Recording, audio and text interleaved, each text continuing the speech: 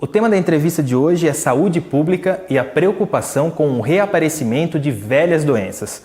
Para nos ajudar a entender essas questões, eu converso com Carlos Magno Fortaleza, professor da Faculdade de Medicina da Unesp em Botucatu.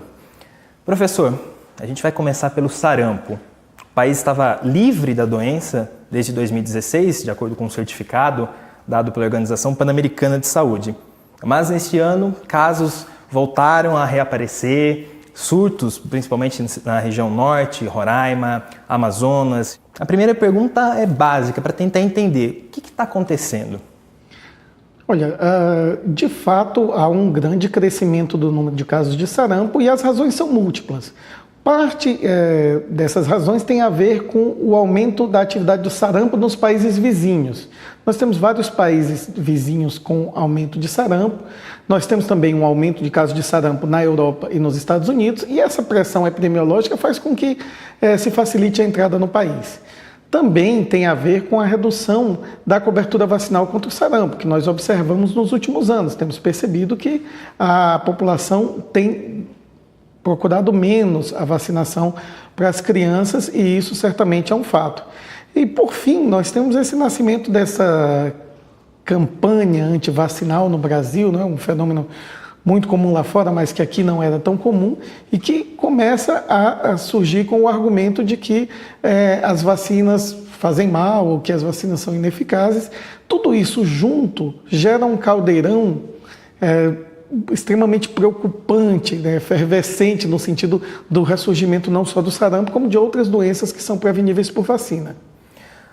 A cobertura vacinal, como o senhor acabou mesmo de dizer, tem diminuído ao longo do tempo no Brasil. As pessoas estão deixando de se vacinar. Isso aconteceu com a gripe agora, tem acontecido com o sarampo, a poliomielite, a gotinha, também tem registrado queda. Esse movimento anti-vacina que era forte nos Estados Unidos, na Europa, vem ganhando adeptos aqui no Brasil. Quais são, o que as pessoas que defendem esse movimento dizem dessa importância de não querer tomar a vacina e como combater isso? O senhor chama isso como? É uma informação falsa? É uma desinformação? Esse medo de ir num posto de vacinação e se vacinar? Então, vamos responder isso por partes, né? Em primeiro lugar, o Brasil sempre foi um país que se orgulhava das suas taxas de vacinação. Mundialmente, o Brasil era conhecido como um dos países que mais vacinam, um país cujas campanhas de vacinação faziam inveja aos Estados Unidos e à Europa. Nós sempre tivemos taxas de vacinação muito superiores às dos países desenvolvidos. Recentemente, nós temos visto essas taxas caírem. Em parte, isso se deve a algumas questões, algumas dificuldades do Sistema Único de Saúde dentro da crise econômica dos últimos anos. Mas também é possível que o movimento antivacinal tenha a ver com essa queda na procura de vacinas. O movimento antivacinal ele existe desde que existem vacinas, ou seja, desde o final do século XVIII. Mas a verdade é que quando as redes sociais surgiram, ele passou a ser muito mais disseminado. De início, nos países da Europa, nos países da América do Norte, mas depois, por meio das redes sociais, inclusive no Brasil. Então, nós já temos um grande contingente de pessoas no Brasil que, seja por razões ideológicas ou religiosas, ou simplesmente porque são consumidores de informações falsas que são passadas pela internet, essas pessoas não se vacinam, não levam seus filhos para se vacinar. Isso naturalmente aumenta muito o risco tanto da volta de antigas doenças como do descontrole de algumas doenças que atualmente estariam caminhando para uma situação mais controlada.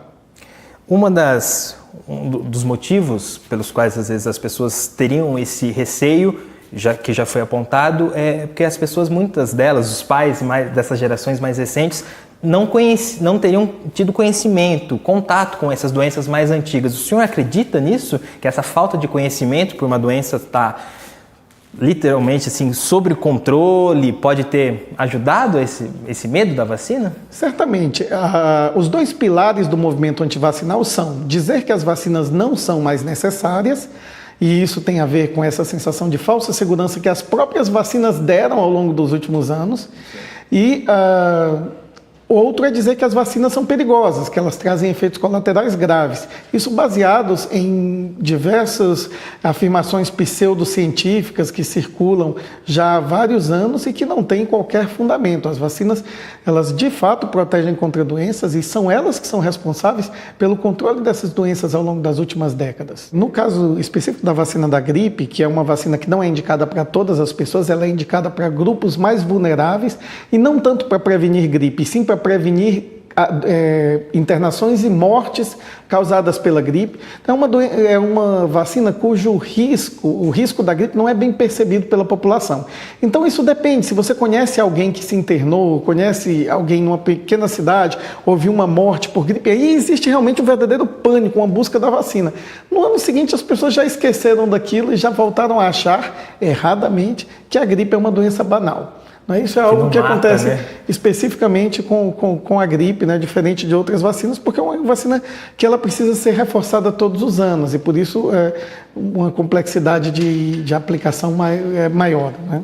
Por fim, professor, eu queria te perguntar, falar um pouquinho sobre o ECA, o Estatuto da Criança e do Adolescente, que diz que é obrigatório as crianças serem vacinadas pelos pais ou responsáveis.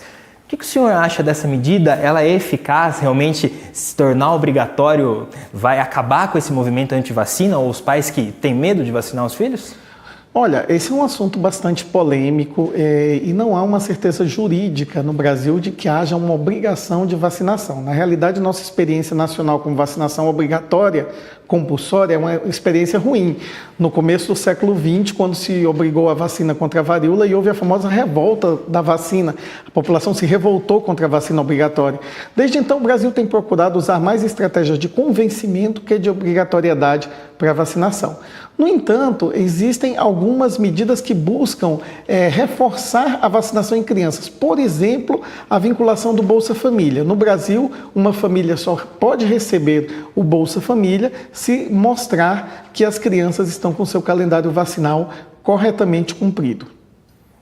Bom, o recado que fica é que a vacinação é importante, ela precisa ser feita e siga o cartão de vacinação de cada criança, de cada adolescente, adulto, para tentar evitar algumas doenças, aí, principalmente essas que estavam no passado, né, professor? Certamente. O Brasil tem 40 anos de uma história muito exitosa, muito boa de programa de vacinação e nós não podemos perder tudo que ganhamos nesses 40 anos em termos de controle de doenças de uma hora para outra, né? Então, realmente, as vacinas são importantes, as vacinas protegem contra doenças que podem ser bastante graves e, por isso mesmo, tanto as crianças quanto os adultos devem ser corretamente vacinados.